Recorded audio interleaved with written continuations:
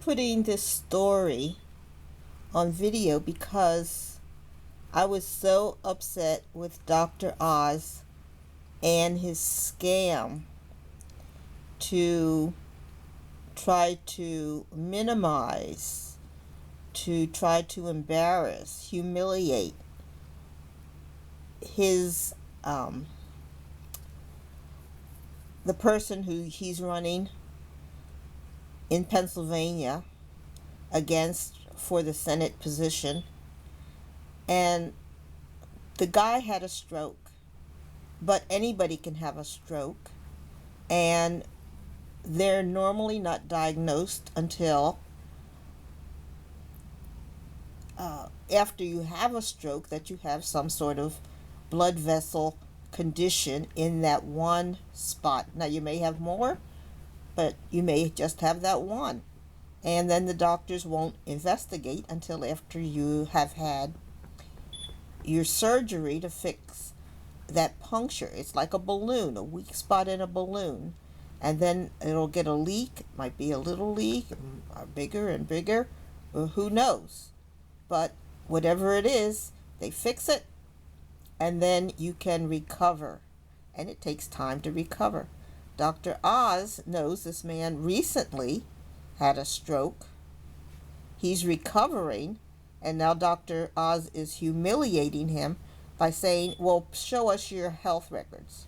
And Dr. Oz is a doctor. I mean, you do not make somebody show your health records, especially for a job as Senate. If you look at those senators, they're all old. They all have health problems. And we don't want a society where our boss is going to say, I'll hire you, but bring in your health records and let me assess what's going on here. When we ask for health records for a president, it's because he is the sole decision maker in a lot of things. Senate's not like that. Senate, you have 2 people from each state. And so there are 100 people there making decisions. It's not one single person. And so we do not need health records from each person who's running for Senate. That is ridiculous. So this is a story I thought would probably show you what it's like when somebody does have a stroke. It is fixable in some cases, and it is not something that should be used against them for the rest of their life. So watch this story. Told him to take the chance. Here's NBC News senior national correspondent Tom Yamas with our report. In late 2020, the Grajales family from New York faced a startling diagnosis. Their daughter, Haley, had an AVM, a tangle of blood vessels in her brain. I'm going to turn that up a bit.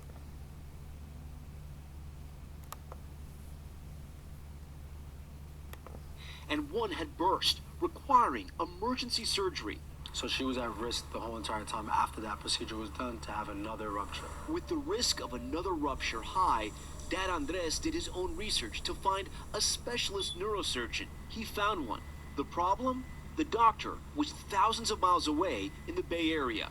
They wanted to get their child cured as soon as possible. That neurosurgeon, Dr. Adib Abla at UCSF Health. We got on a Zoom call with him, and right away he gave us the confidence to say, you know, what are you waiting for? I'm here to come. So without a surgery scheduled, without knowing if insurance would even pay, Haley's family flew from New York to San Francisco to see Dr. Abla. You ready for this? You ready? That cross-country trip paying off. The surgery Good. was a success. And now, more than a year later, Haley and her dad flying across the country again. Remember when we first came? Participating in the Aneurysm and AVM Foundation Walk. The view is so pretty here. Yeah. Sharing their story. It was very scary when it ruptured. And reuniting with a doctor who told them to take a chance and help save Haley's life. It's crazy. I don't even know how to put it in words, but I'm grateful for him. It is a great amount of satisfaction to know that we do have the capabilities and the personnel and the expertise here to tackle cases that aren't being tackled elsewhere.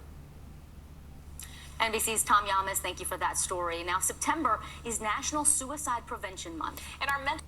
So, what I want you to do is to take this story to heart. A stroke does not mean you are unqualified to work. And don't let Oz prejudice you against his opponent. Bye.